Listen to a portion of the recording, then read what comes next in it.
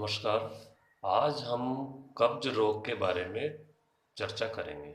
आहार चिकित्सा में कब्ज को कैसे ठीक किया जाता है, इसकी आज हम चर्चा करेंगे। तो सबसे पहले जानते हैं कि कब्ज क्या है। कब्ज शरीर में जब पाचन यानी पाचन तंत्र जब सही ढंग से कार्य नहीं करता है और आंतों में मल जमने लगता है तो वह कब्ज कहलाता है।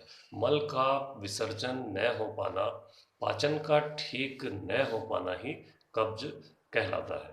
तो इसमें क्या कारण है, सबसे पहले यह जानते हैं। तो अनियमित दिनचर्या, अनियमित दिनचर्या अर्थात हमें समय पर न खाना, समय पर न सोना और समय पर न व्यायाम करना अनियमित दिनचर्या के मुख्य कारण है।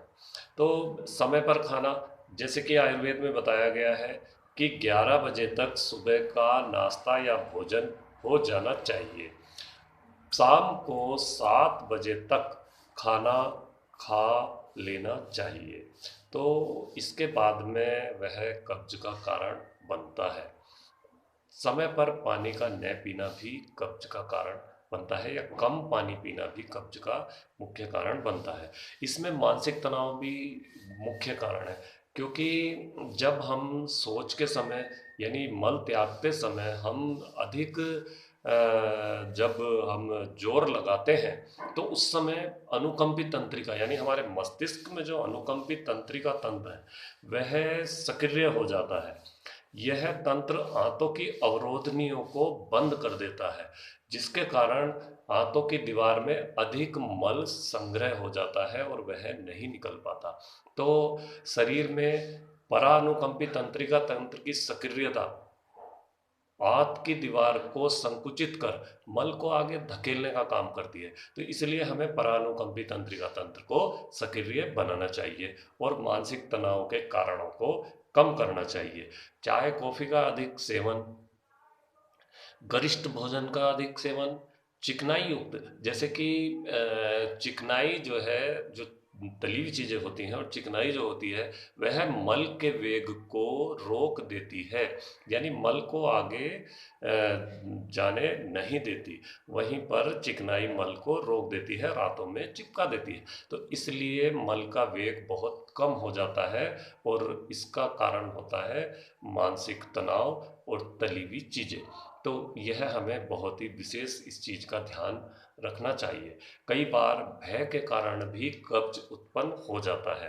तो इसमें जैसे कि गरिष्ठ भोजन में कटहल, राजमा, उड़द, चना और इस तरह की दालें हमें नहीं लेनी चाहिए। सुबह के टाइम हमें नाश्ते में अगर ले रहे हैं तो जूस का प्रयोग करना चाहिए, दोपहर में मट्ठे का प्रयोग और रात्रि में दूध का प्रयोग, ऐसा आयुर्वेद में भी कहा गया है। तो हम इसमें जो है एक अपने नमक को भी बदलते हैं, क्योंकि जो सेंधा नमक होता है, सेंधा नमक में 94 तत्व ऐसे होते हैं जो 130 रोगों को दूर करने में सहायक होते हैं। जिसमें से कुछ 22 तत्व होते हैं जो विषाक्त तत्वों को शरीर से बाहर निकालने में सहायता प्रदान करते हैं। और जो सफ़ेद नमक है, आयोडीन युक्त नमक होता है, तो वह विषाक्त तत्वों को संग्रहित कर पकड़ के रखता है, यानी बाहर नहीं निकालता। तो और अन्य रोग भी उत्पन्न होने का कारण होता है। सेंधा नमक जो है वह पोटेशियम क्लोराइड है। तो पोटेशियम क्लोराइड में गैस नहीं बनाता है, तो एक गैस की बीमारी भी दूर होती है। और जो सफ़ेद नमक है वह NaCl यानी सोडियम क्लोराइड है, तो उसको नहीं लेना चाहिए, वह गैस पेट के अंदर बनाता है। तो इसलिए हमें नमक का भी बदलाव करना चाहिए। दूसरा हमारा जो है, हम आहार में क्या लें। एक चोकर जो है बहुत फायदेमंद सिद्ध होता है, वह आंतों की बीमारी नहीं होने देता। और अपेंडिक्स एक रोग आपने सुना होगा, आंतों का एक रोग होता है अपेंडिक्साइटिस। जो हमारी आंत होती है, बड़ी आंत, उसमें राइट साइड में यानी दाहिनी साइड में एक छोटी सी नली निकली होती है, वह अपेंडिक्स कहलाती है। अपेंडिक्स साइटिस नहीं होने देता अगर हम चोकर का नियमित आटे में उपयोग कर रहे हों। तो यह भी एक चमत्कारी प्रयोग है। अगर जो लोग चोकर का प्रयोग कर रहे होते हैं उन्हें कभी अपेंडिक्साइटिस रोग नहीं होता और मल निकलने में भी आसानी होती है। इसी तरह से हम दालचीनी घर में प्रयोग होती है, दालचीनी, सौंठ, जीरा, छोटी इलायची समान मात्रा में पाउडर बनाकर सुबह शाम खाली पेट एक एक चम्मच हम ले सकते हैं।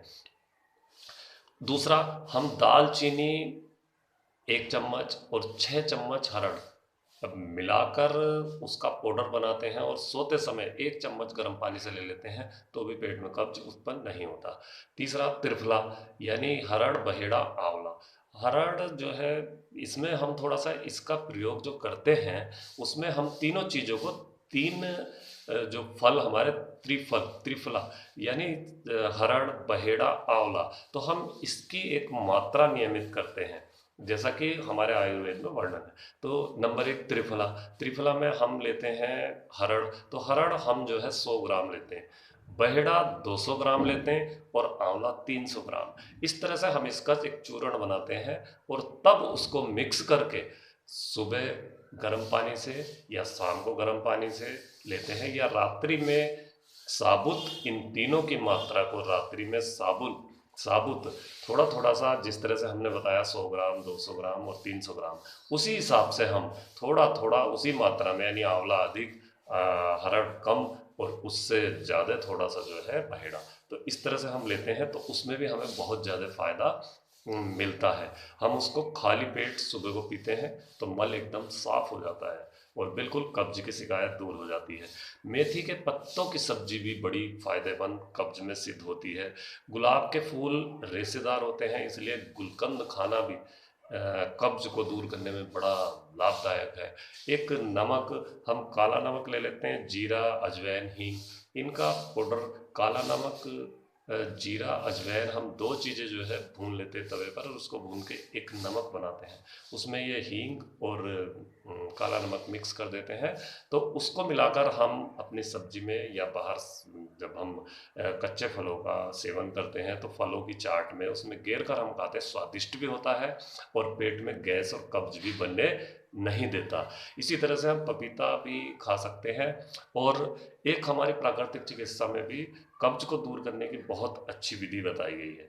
मिट्टी, पेट पर या तो मिट्टी का लेप या मिट्टी की पट्टी रखी जाती है, उससे भी कब्ज दूर होने में बहुत सहायता मिलती है। तो आज कब्ज आहार के द्वारा हम कब्ज को कैसे ठीक करते हैं उसके बारे में चर्चा करी। अगले वीडियो में हम अगले रोग के साथ फिर मिलेंगे। नमस्कार।